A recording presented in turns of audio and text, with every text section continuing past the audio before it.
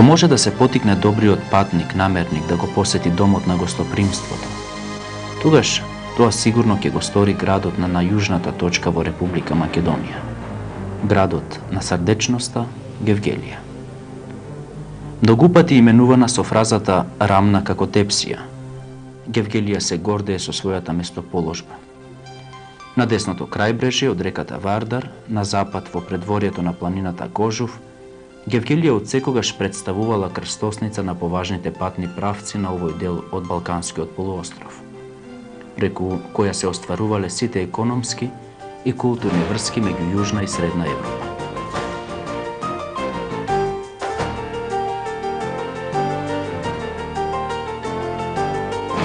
Старите хроники бележат дека Гевгелија како град почнала да се развива уште од средината на 19-тиот век, кога населението од овие краеви ја почувствувала потребата за создавање на современа населба.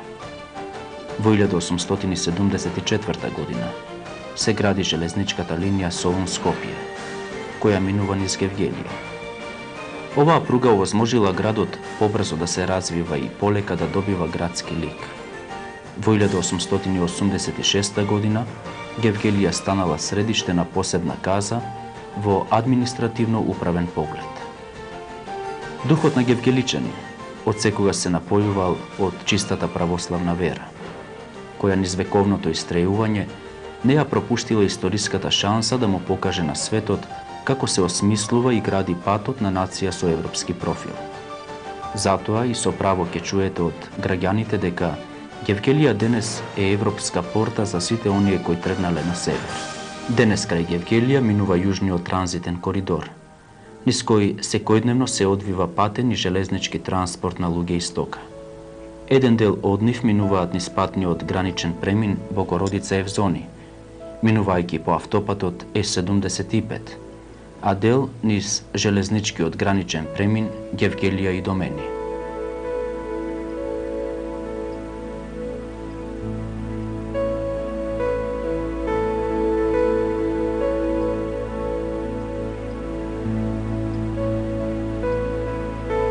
Гевгелија ги чува своите убавини недопрени и природни.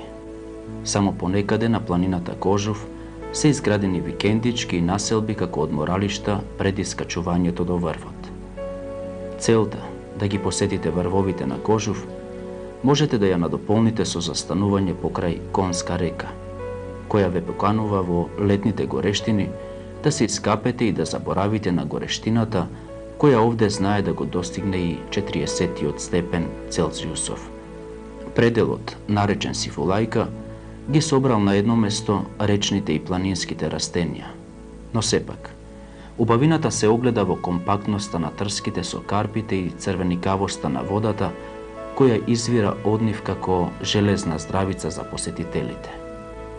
Водата, која ја има во изобилство на планината Кожув, извира од сите страни, па не е ни чудо што Конска река никогаш не пресушува. Туку напротив, таа во извесни месеци од годината добива поголеми количини, што од снеговите, што од изворите кои како да ги цедат карпите за да го истрапат нивниот сок.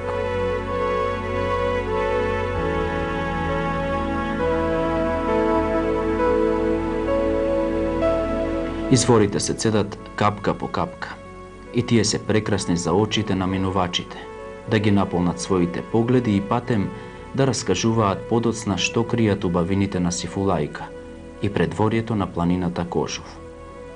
Во своите спомени посетителите секогаш ја носат мислата за овој предел, дека кога Господ дарувал како овде да ја истурил сета своја сила, за самиот тој да се одмора во убавините. А водите бистри и чисти, трчаат со брзина на човеков чекор, се надпреваруваат кој побрзо може да стигне до градот или можеби кој побрзо може да стигне до ноќта, која ќе ги одмори нејзините брегови и ќе и даде на реката спокој да ги обнови водите до следното утро. Во нејзиниот спој од раскоши, Сифулајка знае да раскажува за златната жица, која започнувајќи од река Петрушка, својата линија ја влече и овде, во водите на Конска река. А кој знае, можеби на вистина некогаш во некоја од нив се наоѓало злато. Убавините на предворието на планината Кожув не би била комплетна доколку го нема голиот човек. Внимавајте, не зборувам за никакво човечко суштество, туку за растението Arbutus andrachne, многу попознат кај народот по името Гол човек. Голиот човек расте во пониските делови на планината Кожув, поточно во пределот од Сифулајка до селото Конско. Висината на голиот човек достигнува до 15 метри и има исправени гранки и густа крошна. Листовите му се јајцевидни до елипсовидни со тап врв, долги 5 до 10 сантиметри. Името Гол човек го добил поради црвенкастата и лушпеста кора, која се лупи слично како кај чинарот. Голиот човек, освен во Гевгелискиот крај, го има и во Далмација, Република Хрватска. Во Гевгелиско во последните години голиот човек се сади по дворовите како декоративно растение.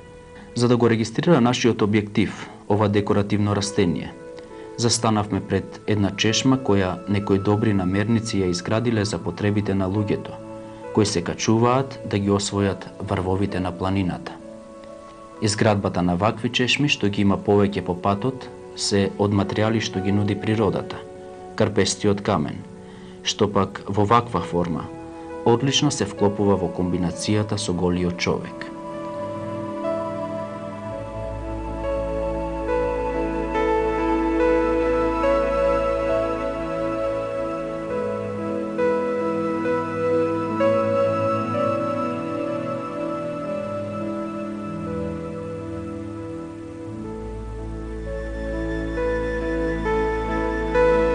Заминувањето понатаму значи средба со нови предизвици, со нови случки и настани.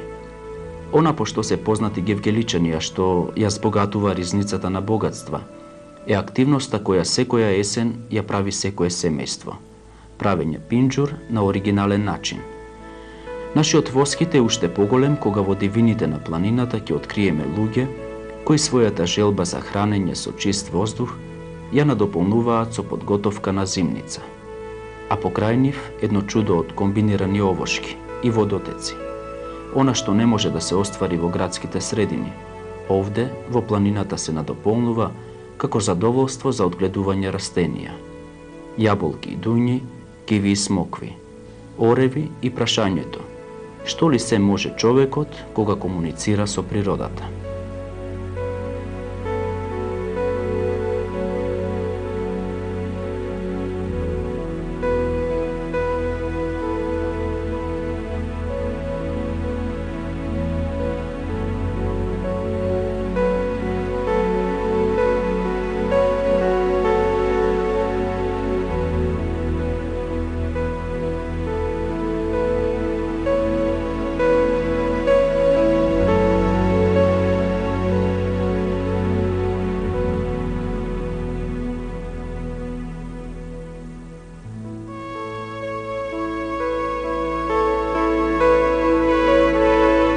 Одејќи по патиштата кои водат до сите убави предели на планината Кожув, постојано не придружува погледот на врвовите, кои на овие висини ни изгледаат се подостижни.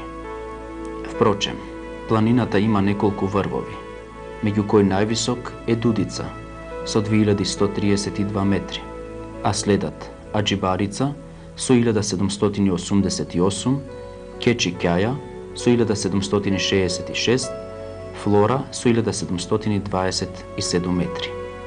Овие врвови се наоѓаат на македонска страна, а највисокиот врв на планината Кожув, Зеленбрег, се наоѓа на грчка територија и има висина од 2137 метри.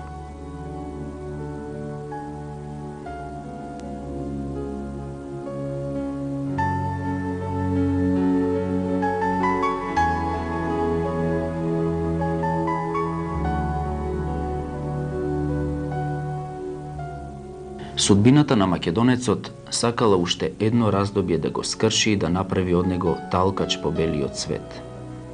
Местноста, која во последните години ги враќа своите жители, но и се обновува со нови куќи, е селото Ума.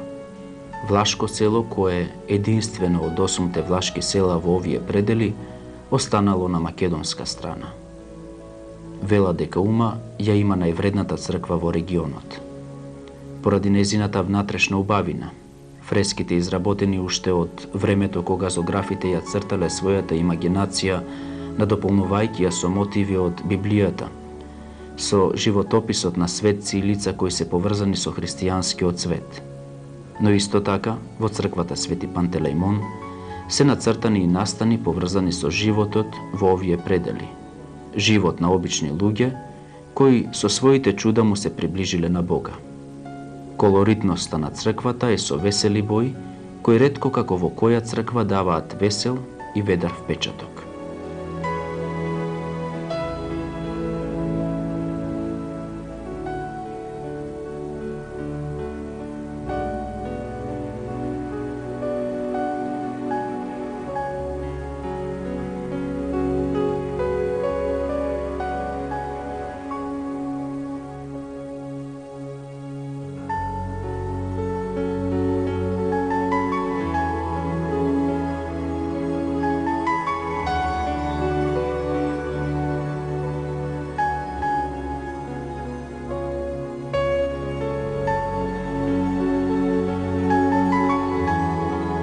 Во дворното место на црквата се наоѓаат гробиштата, кои веќе напуштени зборуваат за едно време.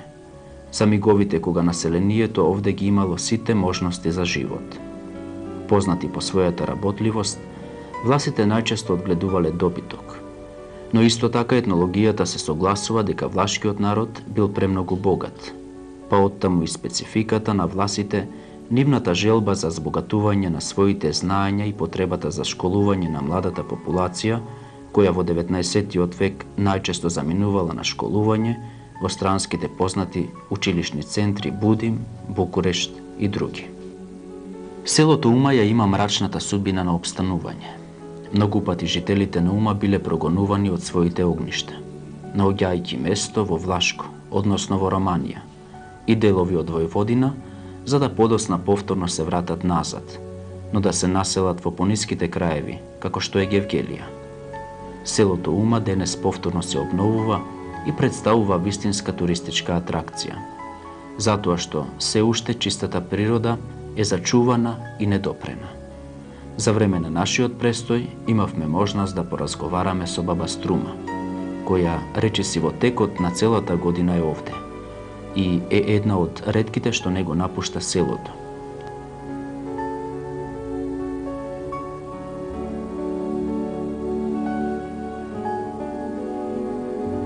Ловиштето Милисин, кој се наоѓа на 19 километри од Гевгелија, на левата страна од патот што минува крај Конско, се наоѓа на 300 хектара букова и дабова шума, заграден и уреден за лов. Гостите ловџии, по претходна пријава, може да уживаат во ловот на диви свињи, срни и елени. Ловиштето Милисин располага со ловечка куќа за одмор на гостите.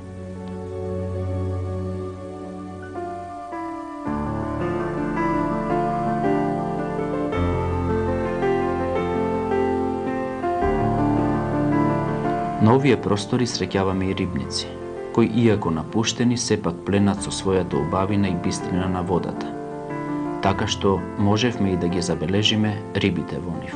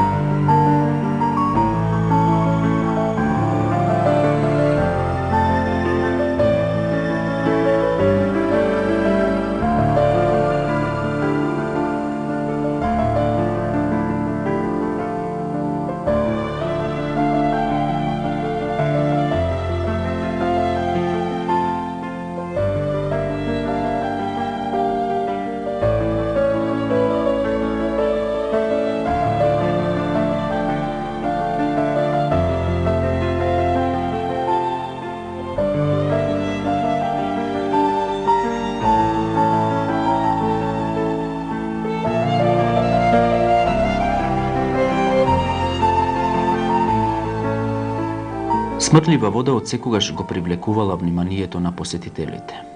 Дали поради својата природност и растуреност на природните богатства на едно место, или поради лековитата вода која досека излекувала многу луѓе. Топонимот смртлива вода во Гевгелија е наметнат уште многу одамна, односно со откривањето на лековитоста на водата. Човекот навраќал на ова место да ја полни водата за да се излечи. Денес смртлива вода брои повеќе од 400 викендички и еден хотел за сместување на гостите, но исто така обезбедува и урбанистички услови за изградба. Ова место се наоѓа на надморска височина од 850 метри, а од градот е оддалечен 24 километри. Во последните години, смртлива вода добива нови викендички и ресторани кои восхитуваат со својата оригиналност. Некои од нив ги сочувале старите традиции на уредување на просторот и интериерот, вклучувајќи голем дел битови елементи, што некогаш ги користел нашиот народ за подготвување на храна или алатки за помош при работењето. На многу оригинален начин се искористуваат богатствата што природата ги негувала со години. Дел од луѓето кои денес градат викендички на овие простори не ја уништуваат природата, туку напротив ја оставаат така како што била да се вклопува во белилото на градбата како дел од фантазијата на архитектите.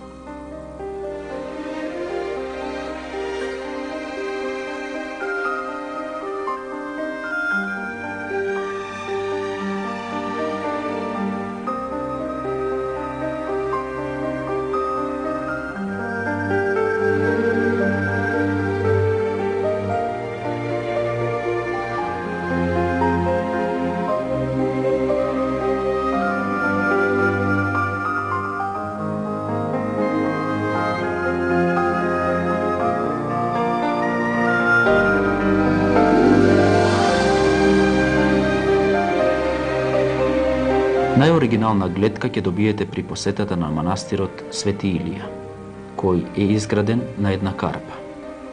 Неговата вековитост ја символизира иднината, преточена во неговата приказна за спојување на верниците и овде во планините.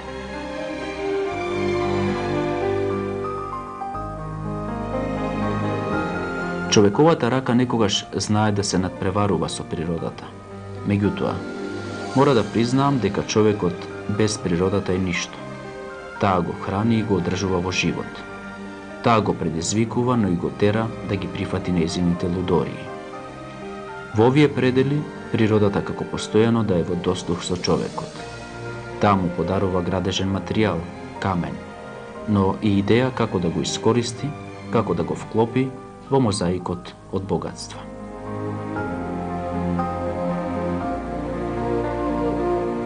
Илјадници луѓе доаѓаат на смртлива вода поради лековитоста на водата, која има малку непријатна мирисма. Минералната вода многумина ја пијат поради лековитите својства за стомачни и заболувања на желудникот и бобрезите. Секојдневно луѓе од сите краеви на светот ги посетуваат чешмите за да наполнат вода, можеби да се одморат и да го видат чудото и повторно да се вратат после известни месеци, откако ќе ја потрошат водата што ја понале за себе дома.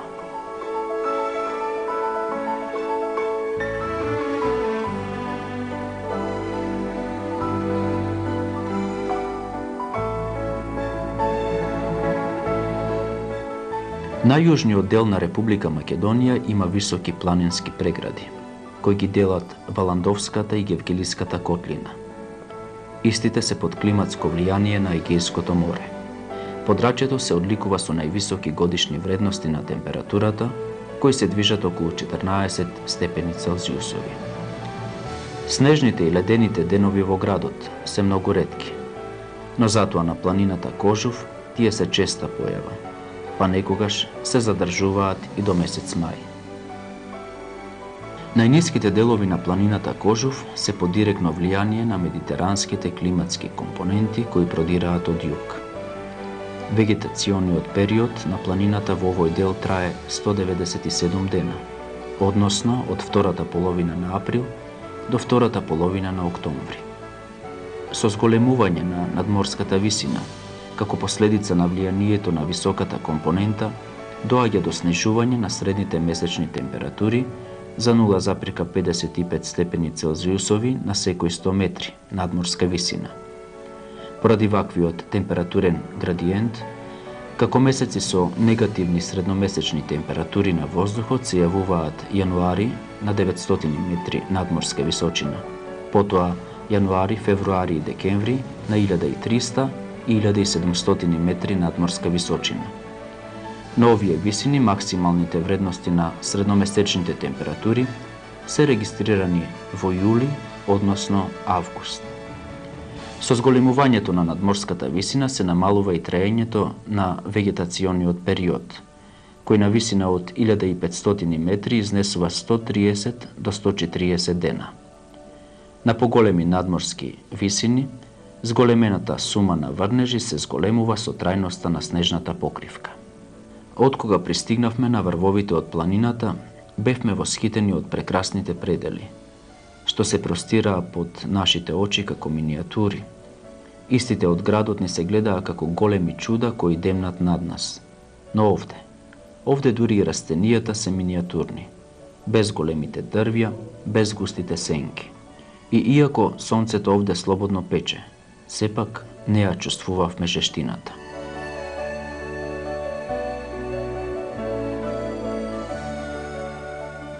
На овие предели ќе се сретнеме и со стадата овци, кои преку летниот период престојуваат на овие пасишта од едноставна причина што овде е се природно. Не постојат загадувачи кои можат да и попречат на природата да ги дарува своите убавини.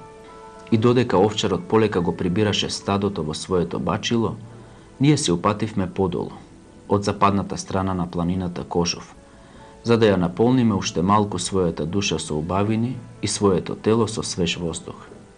А од таа страна на планината, некои љубители на планината изградиле викендички за одмор. Ја приспособиле природата според своите потреби.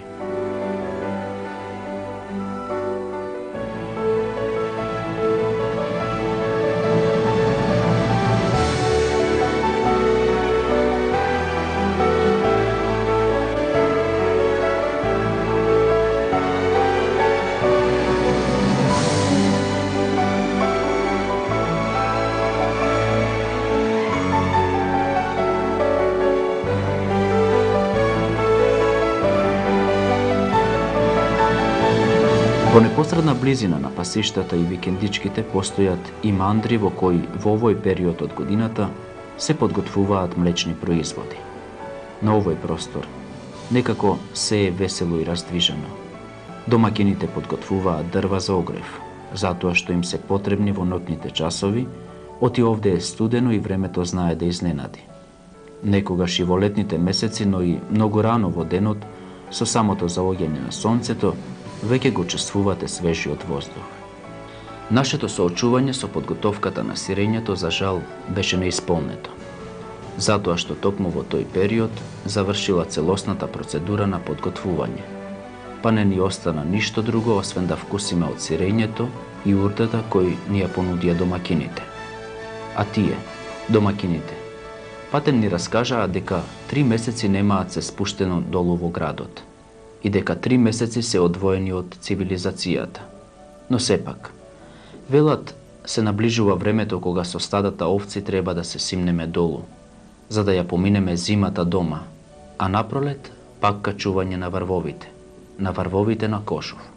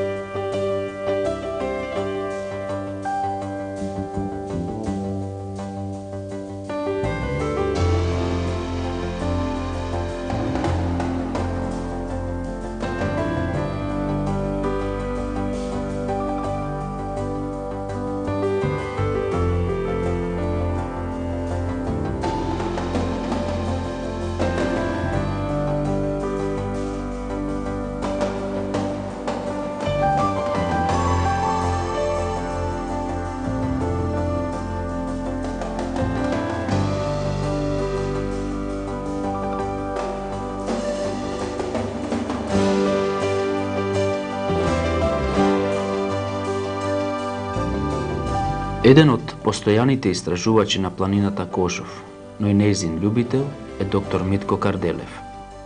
Во своите истражувања, доктор Карделев посебно внимание посветува на вегетацијата на планината Кожов, посебно на растителниот цвет и на лигниколните габи, за кои има издадено и посебна студија. Во неа ги предочува повеќето согледувања за планината Кожов. Климата во истражуваното подрачје е опфатена во две вегетацијски регии, медитеранска и континентална, но најголем дел од шумските заедници се климазонално распространети, при што се разликуваат неколку висински појаси. Така, во најнискиот појас е распространета субмедитеранската вегетација, наречена псевдомакија, која опфаќа мешани зимзелени, парнар, зеленика и сврека и листопадни елементи, јасен, даб и смрдлика.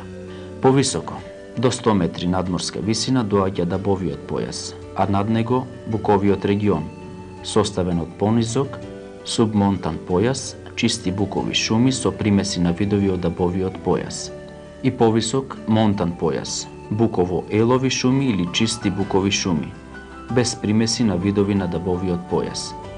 Понекаде забележавме бреза, а од ниските растенија наш постојан сопатник беа капините, од кои се засладувавме се до врвовите на Кожов.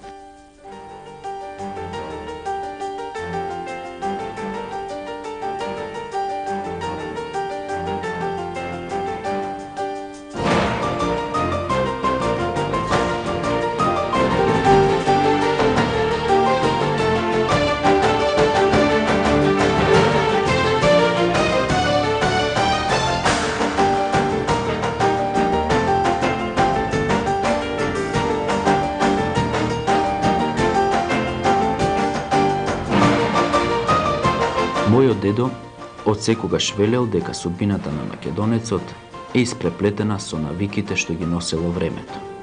И тој, и баба ми, по потекло се гевгеличани, а сепак носат различни спомени од училишните клупи. Тој учел грчко училиште, таа бугарско, татко ми српско.